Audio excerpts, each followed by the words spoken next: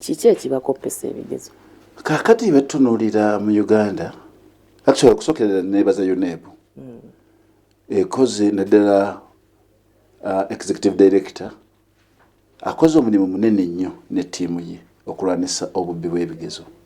Bwetugeraageranya nga tannaba kujja n'olwaleero olabanga omuwendo gukendeeredde ddala kumpi ku bitundu ebitatuuka 5 ku 100 okusinziira luli bwe byali. Luli kyali bulala. Kyali kibi nnyo. Oba tebabakwata bukwasi. Kati namwe mwalongoosa. Ayongezaamu amaanyi era ekyo nkimwebaza.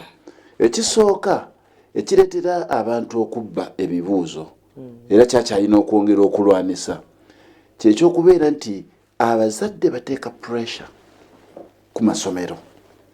Pressure ng'evaawa. Omuzadde ye bw'atunuulira omwana we n'agamba nze omwana ng'oyo alina buna, omwana nga alina 20 points, omwana nga ennaku zino zi A ze ziriko ku O level. Okusinziira ku ssente ze mubajjamu aba ayagala alabe ssente ye ddala empitirivu era naye ate tulina okukkaanya nti abazadde abasinga tebatwala budde kutegeera abaana baabwe n'abasobozi bwabwe. Kaakati olw'okuba tutta omwana ku ssomero eryo akimanyi nti ze sure deal nti omwana alina kufuna the best mark. Kati neweekanga alina abasomesa ne tukola ensobi ne tuassuringa abazadde ti k'omuleese wano nja kugereza tulinayo amasomero agamu gabamanyi ti omwana nga bwemutwala ku ssomero eryo alina kugita ontegeera kiri automatic.